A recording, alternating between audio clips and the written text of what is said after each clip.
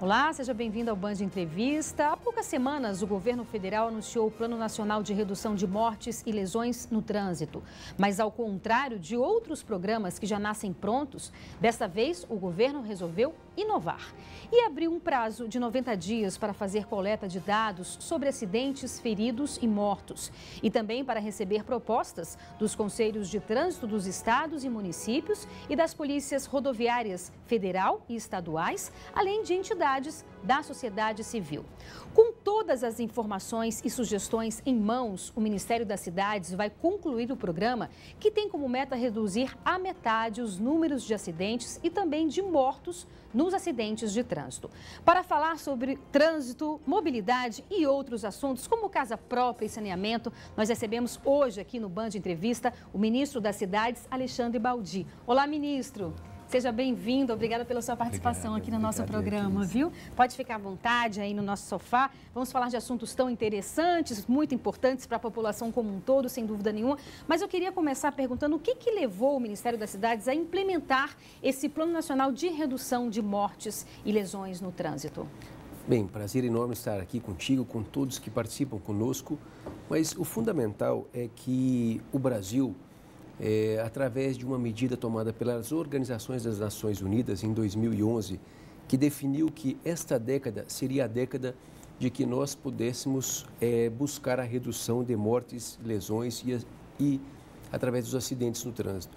E que o Brasil vem buscando ano a ano estes objetivos. Mas o governo federal, através do Ministério das Cidades, torna esta ação através do Penatrans, que é esse plano nacional de redução de acidentes, lesões e mortes no trânsito, o nosso objeto central. Os nossos objetivos colocados, os que precisamos para alcançar esses objetivos e, fundamentalmente, a busca pelos aliados, os aliados que são importantes, os que participem efetivamente deste plano para que os nossos resultados sejam preservar a integridade e a vida das pessoas.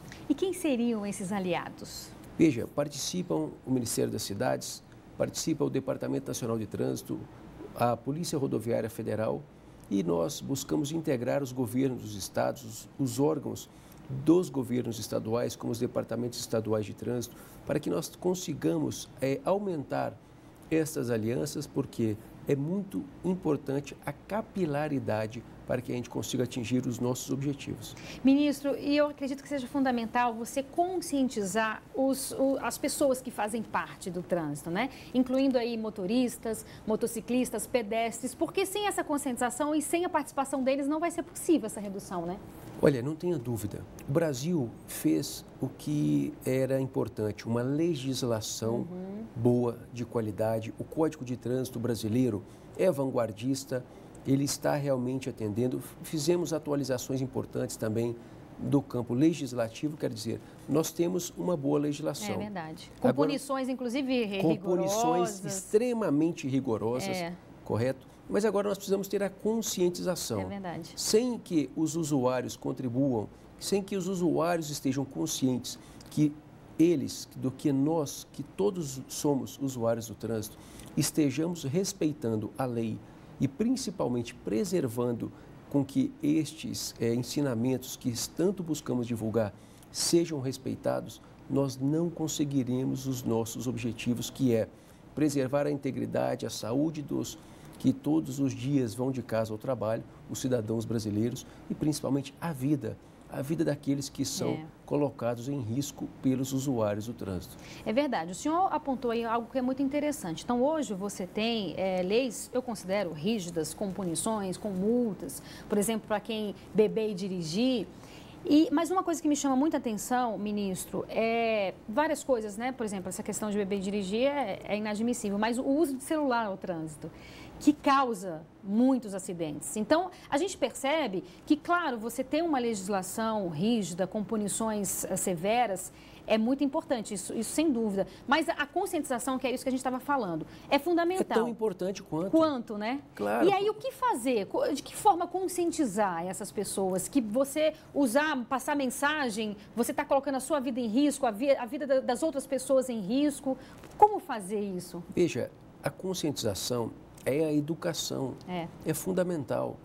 para que nós consigamos ter sucesso em nossas vidas, nós temos que ter educação. E para que a gente consiga ter o sucesso de reduzir os acidentes do trânsito, é fundamental ter as pessoas conscientes. Por isso que nós estamos buscando, com o Penatrans, buscar empresas, companhias, parceiros, aliados que participem, buscar os veículos de imprensa aqui, prazer estar com vocês para que a gente possa difundir. Boa parte dos acidentes, ou mais de 40%, ocorrem por excesso de velocidade. Isso quer dizer que não é a culpa do automóvel, do meio condutor, e muito menos a culpa da via, mas é culpa do usuário, que não respeita o limite de velocidade. E é claro que outra parcela considerável, porque bebe e dirige. Portanto, nós não podemos beber e dirigir.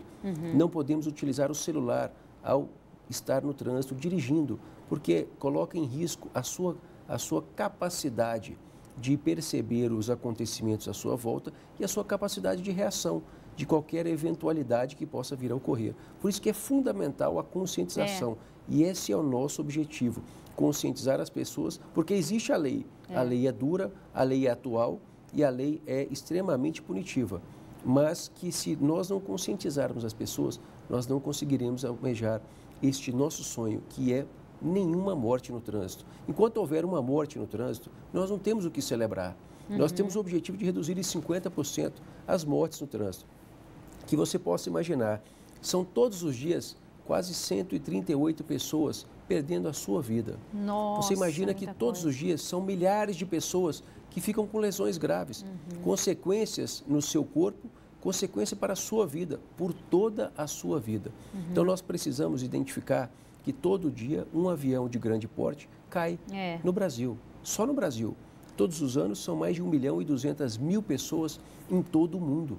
Então, é um objetivo muito expressivo reduzir em até 50% as mortes no trânsito. Mas eu digo que o nosso compromisso é não aceitar que nenhuma morte possa ocorrer. Porque enquanto uma pessoa esteja perdendo a sua vida pelo acidente no trânsito, os nossos objetivos não serão alcançados.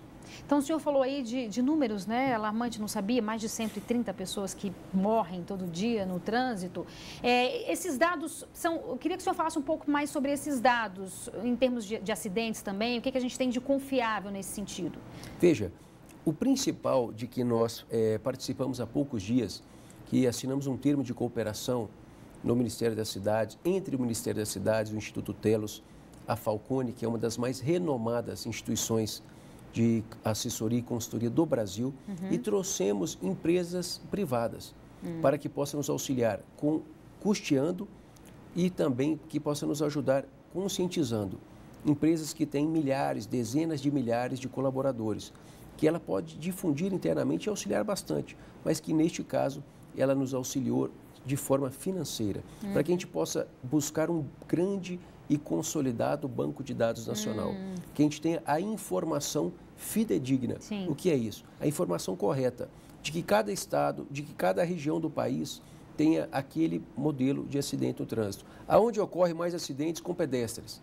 Aonde ocorre mais acidentes envolvendo motocicletas? Legal. Aonde ocorre mais acidentes com excesso de velocidade? Acidentes com usuários trabalhando com o teu celular, aquele de enviando mensagens de texto, que é em risco total a vida dele e daqueles que estão como pedestres pelas ruas.